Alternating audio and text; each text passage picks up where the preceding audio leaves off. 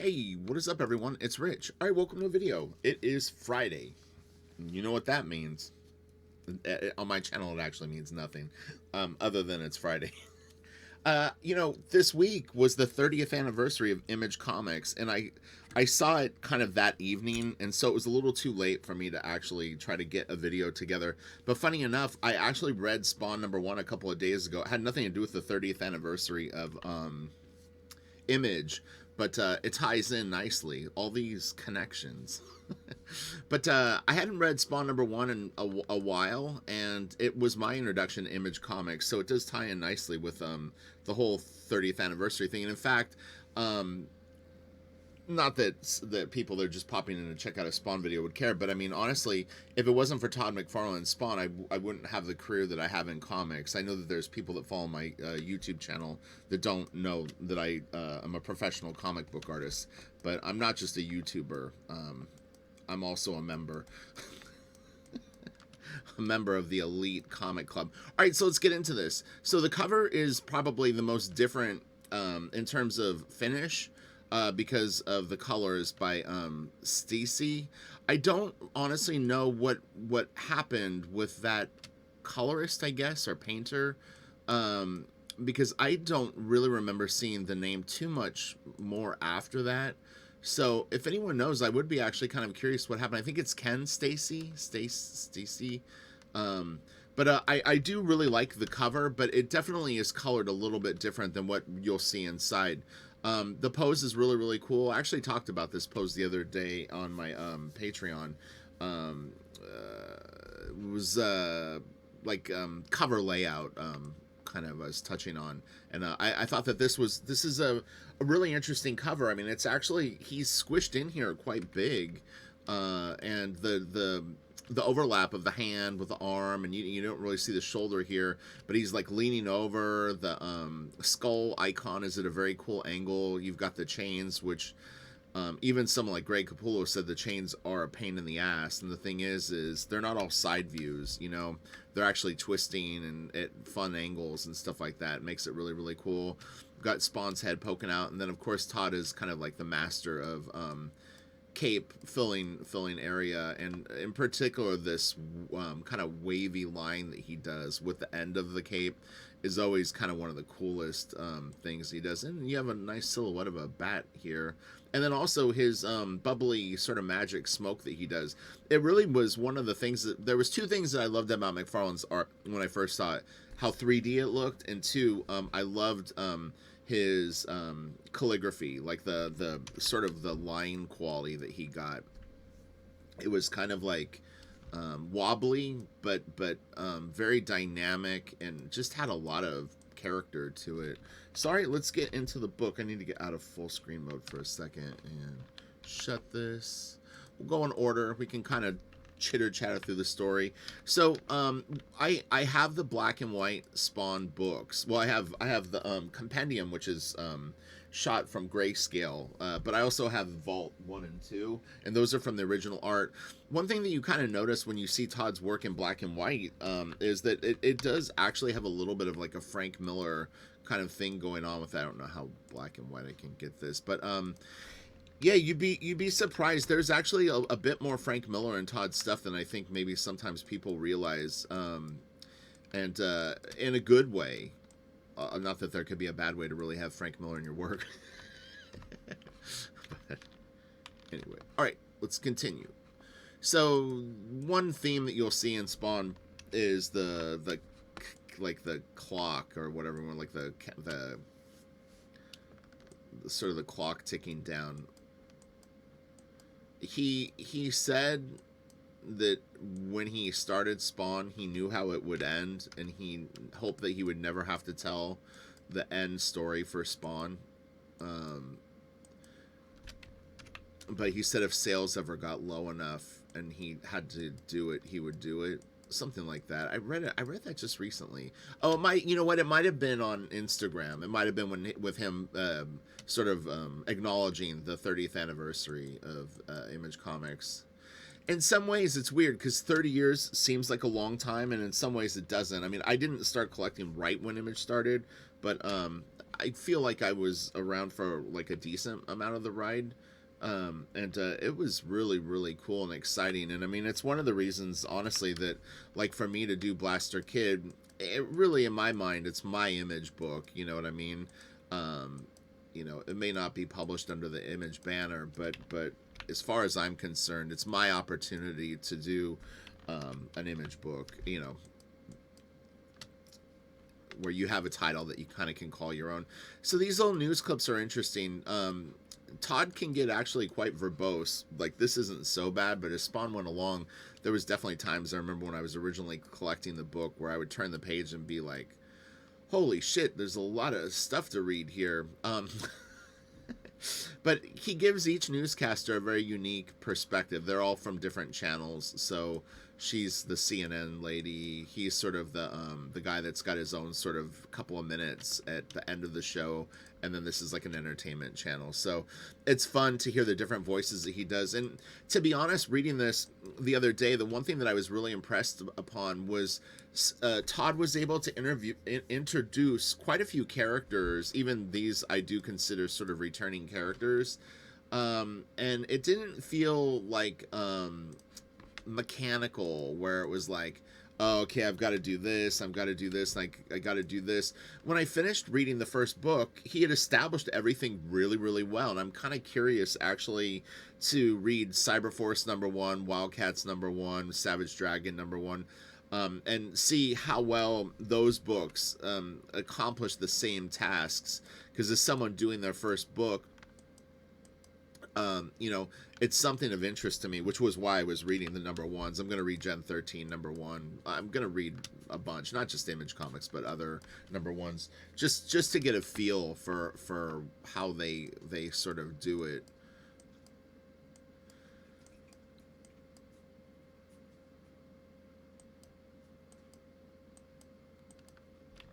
Todd was hands down the most. Oh darn it! I didn't mean to shut that. Anyway, that was the last page. I can grab it at the end. Yeah, Todd easily produced the most comics in a row of all the Image creators. He kept it monthly, around issue 13 or 14 or 15, somewhere right in there. He did bring on Capullo for 2 issues, and then hop back on it, and he delivered when it was important, because that was the problem with a lot of the Image books, was you were waiting forever for the next part of the story, and Todd kept it rolling. So to his credit, when the chips were down, he knew that was one of the more important things, and also the amount of cash that was coming in from the sales, like the numbers that were coming in. You couldn't have picked a better time to be getting stuff out every month, because the sales were incredibly high. And also the thing is you really did want the retailers behind you and ordering your book, because if they don't feel confident in it, the sales will go down. This is a nice splash page. Yeah, so here's the clock, or the hourglass with this thing. It was weird, because when I initially was reading the book, I think that I kind of felt like it was like time was running out, or it was some sort of parallel universe kind of thing. And then there was a point where I kind of thought maybe it was his powers, like he had a certain amount of power in him, and that the power was slowly depleting. But anyway, it was just like my early perception of it. But I like this. He's got these great little sort of panels, or they almost look like tarot cards, like floating through the scene. It's really, really cool. This is neat. He has great buildings. This kind of stuff is, it's time consuming. Kind of, it's a lot of work. Can be.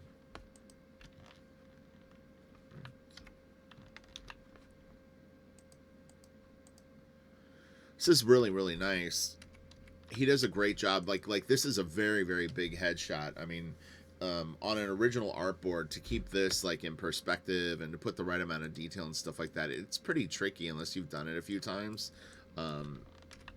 But I thought he did a really nice job on it. There's just the right amount of detail on this where you just, you can enjoy the awesomeness of Todd. He always throws something in that's like in perspective, and that really, really makes his stuff have a level of depth.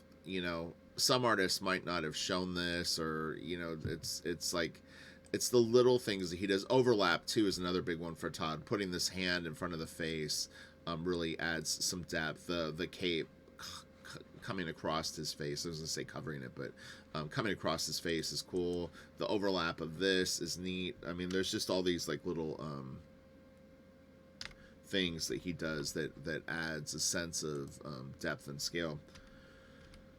So this is the double page spread, the big reveal of Spawn, the first time that you really are getting like the full money shot of him. I mean, he doesn't deny you that moment where you get to like be in awe of him. You know, one thing that I know based on just Todd's personality is Todd's a super fan when it comes to comics. Like Jim Lee is a super fan of comics, and I don't know a lot of the other Image founders as well. Wolf's I do. They're all big fans, and they're all very knowledgeable about comics. And I think when they had an opportunity to do their own books, they sort of knew what to deliver. You know, like what was expected and what was going to make it iconic. They might not have been the most original ideas, but that's kind of the way that comics sort of has been for a long time. Although now, I would actually say that the last like 15 years or so, there's probably more original content in comics than there's ever been. So to each generation's credit, I do actually think that the business overall did progress. This is nice. First appearance of Sam and Twitch. Super cool. They have some funny dialogue back and forth. You get this nice, like, kind of pretty much dead on shot. This isn't really a perspective shot, but it works. It's like a graphic design, but it's really beautifully drawn. But yeah, there's not a lot of you're not getting a lot of side planes on any of these buildings. It's like a little touch of it on these, but yeah, it's flat but looks good. That'll do the trick early on for you. Todd's got a real good handle on perspective. He always has. This is nice. All right, what do we got here? And this is from the Spawn collection. These are nice. They're nice reproductions of the stuff, and just the colors, everything. The paper was nice. You don't have to ding up your comics like looking at them.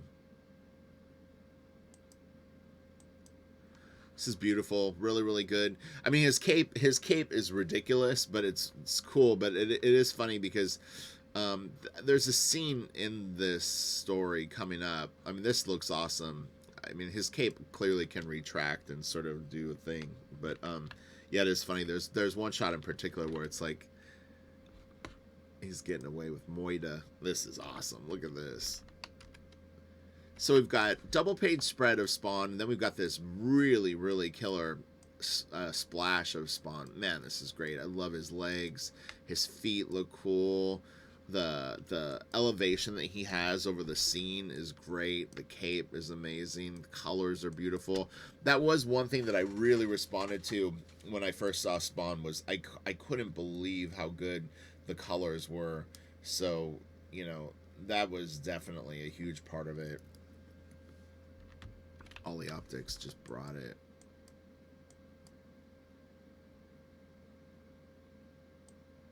That's so cool. All right. This was interesting. So they're in an alley, and this was the only moment in the story where I honestly was a little tiny bit confused of what exactly happened. In the last page, you see Spawn, and he's in an alley with all these guys. This guy looks like he's getting thrown through a window, which is weird because if he was in an alley, you would think that he would be, you know, not because I think what it is I think what Spawn does is he flips him and throws him in, but he's going in through his feet, which is a little weird because it does give you the perception that he's coming out the window and sort of being thrown like over backwards, but I think it's the other way around. I think also the direction of the glass is confusing because it definitely looks like he's coming out the window, but where is there a window in the alley? If you go, you can scroll back and look at the other shot. But yeah, it was a little weird for me. I don't know if that was a misstep on his part, but yeah, I don't know, because this looks like outside. Now it could be the inside of something, but it doesn't look like a room. You know, it's not like he's throwing him into like the back of a bar or a restaurant that sits on the alley. So I don't know. I don't know. Todd's like, someone finally pointed that out. It's been 30 years. Rich, you get a no prize. This guy's funny. The heavy set mohawk guy. Spawn, he doesn't even barely use his powers, and he scares these guys. He just gives them a little poof, and they're out of there. They don't want to mess with him.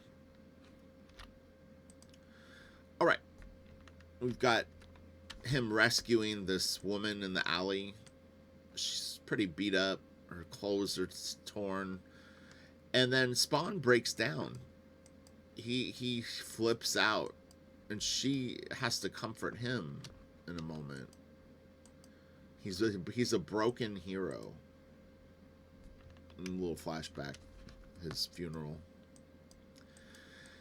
Apparently, he's so famous as like a military guy that like even the media, like the press, covers him. And there's gossip around him and his wife, and you know, she was seen with this other man. It's a whole like thing.